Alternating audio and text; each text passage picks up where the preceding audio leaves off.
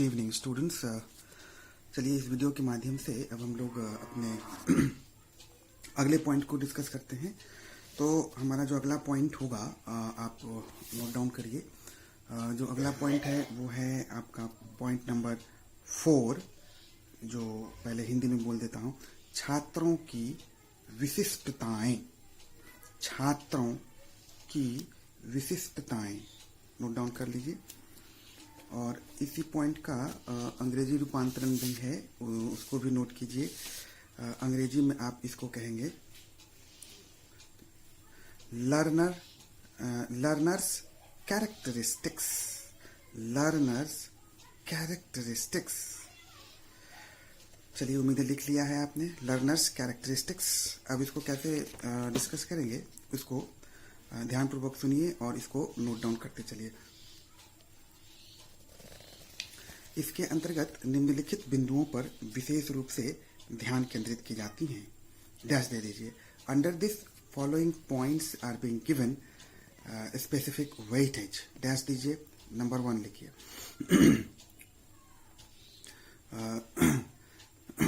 इसके अंतर्गत इस तथ्य पर विशेष बल दिया जाता है कि बालक में व्यक्तिगत विभिन्नताएं पाई जाती हैं और यह व्यक्तिगत विभिन्नताएं मूलतः कई कारणों से उनमें व्याप्त है। बालक की व्यक्तिगत विभिन्नताएं आनुवंशिक एवं वातावरणीय कारकों के कारण मुख्यतः उत्पन्न होती हैं।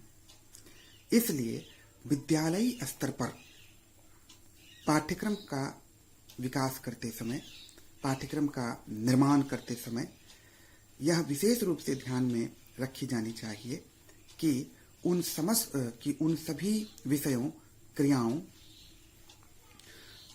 शैक्षिक गतिविधियों को पाठ्यक्रम में स्थान दिया जाए जो छात्र की व्यक्तिगत विभिन्नताओं से जुड़ी सभी प्रकार की आवश्यकताओं, समस्याओं इत्यादि का निराकरण कर सके और छात्र की आनुवंशिक एवं वातावरणीय कारकों को ध्यान में रखकर चयनित की गई हों। ऐसा करने से आदर्श पाठ्यक्रम का विकास संभव हो पाएगा। तो इस तरह से हम लोग जो है इस पॉइंट को लिखेंगे। आइए इसी को अंग्रेजी में कैसे लिखिएगा मैं उसको भी बताता हूं। ध्यान से सुनते चलें और नोट डाउन करते चलिए। When the curriculum is being developed at school stage, then the characteristics found in learners must be given specific importance. This specific view gives weightage on the fact that individual differences are found within our students. Individual differences are affected because of several reasons. For example, it may be because of hereditary and environmental regions. Therefore, while developing the curriculum at school stage, this must be kept in mind that all the related subject matter, educational activities, educational programs, etc. should be included inside the curriculum, which can give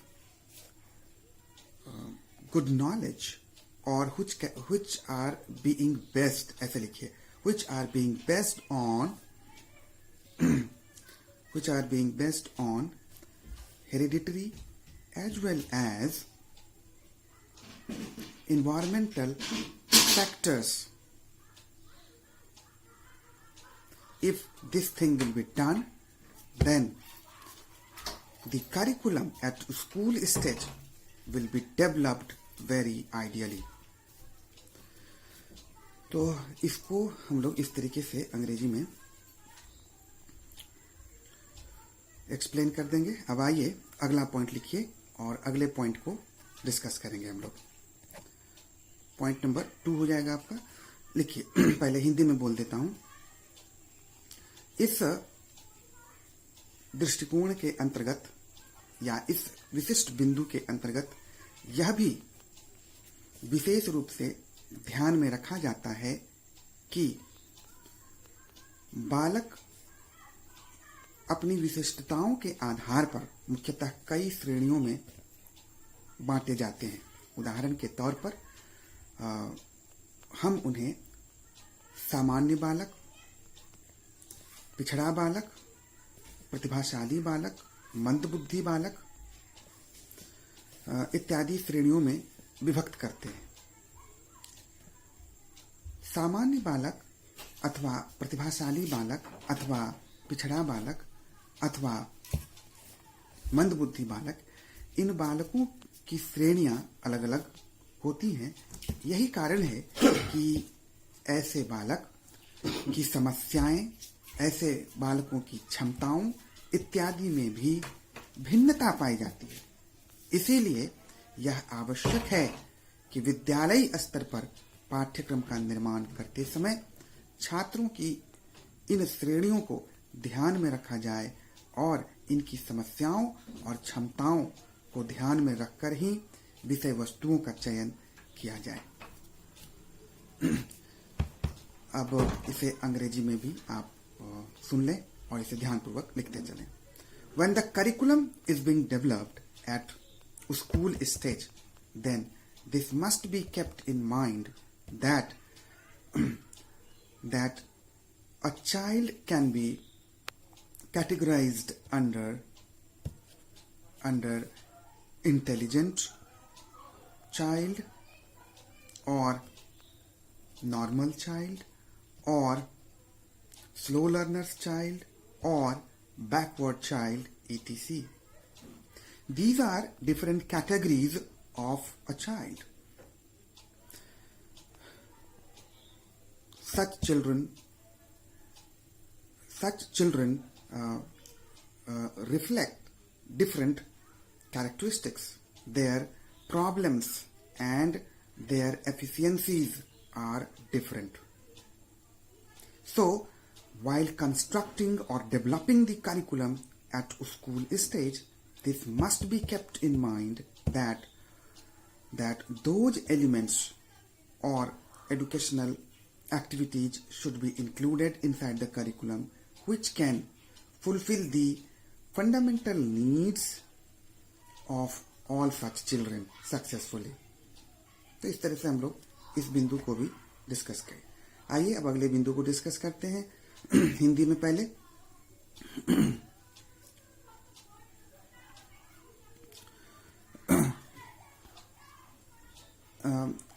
प्रत्येक बालक में कई कारणों से व्यक्तिगत विभिन्नताएं पाई जाती हैं.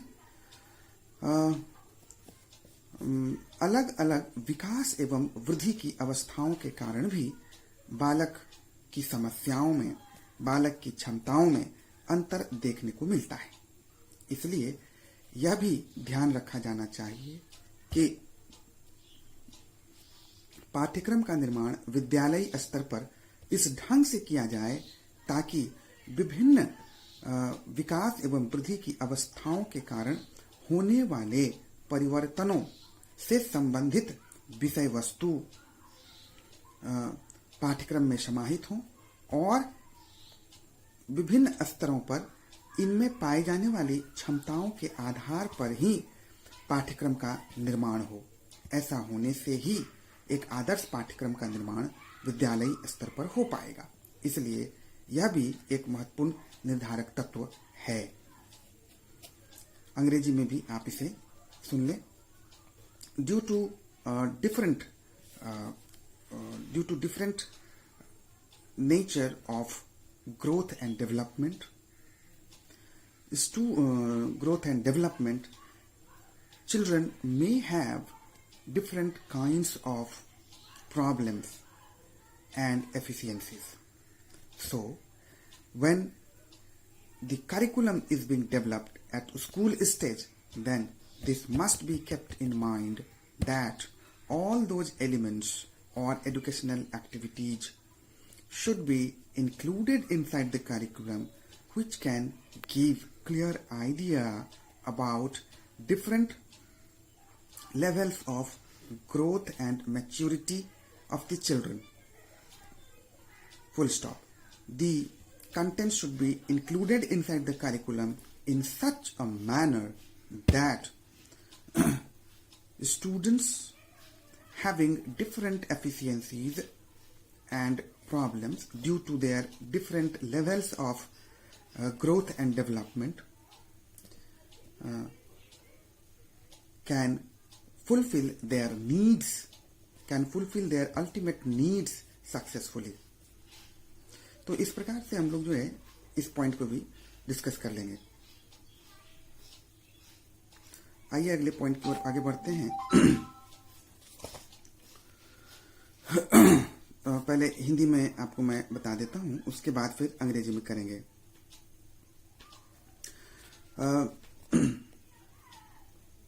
यह विशिष्ट बिंदु इस तथ्य पर निश्चित रूप से प्रकाश डालती है कि बालक विभिन्न अवस्थाओं से होकर गुजरता है.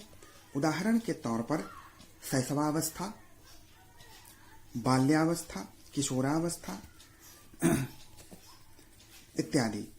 इन विकास के इन अलग अलग अवस्थाओं के कारण भी बालक में अलग अलग ढंग की विशेषताएं, समस्याएं एवं क्षमताएं उत्पन्न होती हैं. इसलिए पाठ्यक्रम का निर्माण करते समय यह ध्यान रखा जाना चाहिए कि किस स्तर के बालक के लिए पाठ्यक्रम का निर्माण किया जा रहा है और इनकी विशिष्टताओं, क्षमताओं एवं समस्याओं के आधार पर विषय वस्तु एवं शैक्षिक क्रियाओं का चयन किया जाना चाहिए. ऐसा होने से ही छात्र केंद्रित पाठ्यक्रम का निर्माण संभव हो पाएगा और विद्यालयी स्तर पर छात्र अपने पाठ्यक्रम से अधिक लाभान्वित हो पाएंगे. तो आइए अंग्रेजी में भी इसको लिखिए कि this specific point also gives weightage on the fact that a child grows through different stages of development. He passes through the stage of infancy. He passes through a stage of infancy, childhood, adolescence, maturity, etc. At every specific stage, a child shows different kinds of behavior, characteristics, efficiency, and symptoms, etc. So, while constructing the curriculum, this must be kept in mind that what is the actual stage of development of the children, and the selection of the contents to construct the curriculum should be done exactly according to the need of that specific stage of development. Otherwise, such curriculum will not be so useful for the learners. So, while constructing or developing the curriculum at school stage, this must be kept in mind. चलिए अगला हम लोग जो point लिखेंगे उसको भी ध्यान से रखिए. दिस पहले हिंदी में लिखिए. चूंकि बालक में कई प्रकार की विशेषताएं अलग अलग समयांतराल पर विकसित होती है और बालकों में भिन्नताएं पाई जाती हैं, जिसके कारण उनकी क्षमताओं में अंतर देखने को मिलता है, उनकी समस्याओं में अंतर देखने को मिलता है, जो उनकी अधिगम क्षमता को प्रभावित करती है। यही कारण है कि विद्यालयी स्तर पर पाठ्यक्रम का निर्माण करते समय यह ध्यान रखा जाना चाहिए कि विषय वस्तुओं, शैक्षिक क्रियाओं इत्यादि